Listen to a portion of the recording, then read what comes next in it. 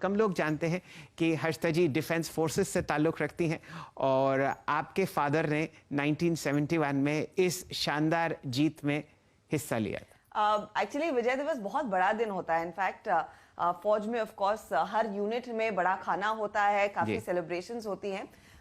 1971 में मेरे पिताजी कमीशन हुए थे मराठा रेजिमेंट में और उनकी पहली पोस्टिंग आप कह सकते हैं गुलमर्ग ऑपरेशन में थी और वो इस जंग का हिस्सा थे।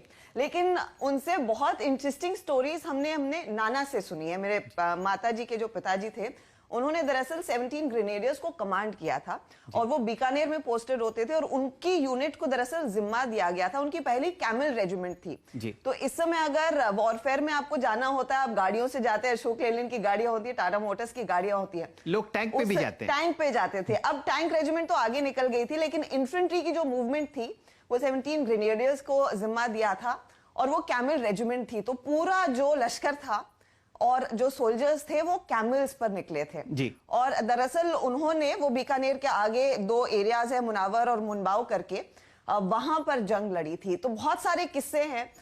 इनफैक्ट पिछले साल ही विजय दिवस के मौके पर मैं अपनी माताजी से बात कर रही थी तो उन्होंने कहा था कि कैसे मेरी पर नानी ने सबको ऐसे इकट्ठा किया था और बोला था जब भी कुछ आवाज आना शुरू हुआ अब सब जाके बंकर में बैठेंगे। क्या और लेडीज जो थी यूनिट की घबराई हुई थी क्योंकि पहली बार इस तरह का माहौल देख रहे थे। तो मेरी पर नानी ने दरअसल माहौल को संभाला था। वो इन कमांड थी, एकदम जैसे कमांडिंग ऑफिसर की मदर है तो उनकी सारी बातें सुनी जाती थी। लेकिन बहुत ही ऐतिहासिक ऑफ कोर्स जंग है। कई किस्से हमने सुने हैं लेकिन ये 2-3 किस्से हैं मुझे जो याद है। क्या बताइए, कैमल रेजिमेंट आजकल शायद ही उसे टोकन के नाम पर देते हैं, लेकिन 17 ग्रेनेडियर्स ने एक्चुअली बहुत बड़ा रोल निभाया था उस समय। चलिए, आई एम श्योर ये सब बहुत अच्छी तरीके से हर्षिता जी हम सबको न्यूज़ रूम में बताती हुई दिखेंगी।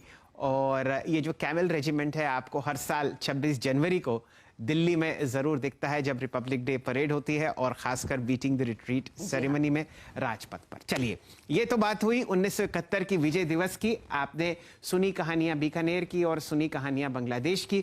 दोस्तों, अगर आप बाज़ार में अपना पैसा इन्वेस्ट करना चाहते हैं तो अभी जुड़े एंजल ब्रोकिंग के साथ में, क्योंकि यहाँ आपको मिलती है एक अच्छी एडवाइस और भरोसेमंद सर्विस और यहाँ अकाउंट ओपन करना भी है बिल्कुल फ्री ऑफ कॉस्ट। तो आज ही जुड़े एंजल ब्रोकिंग के साथ में। अकाउंट ओपनिंग लिंक डिस्क्रिप्शन में है।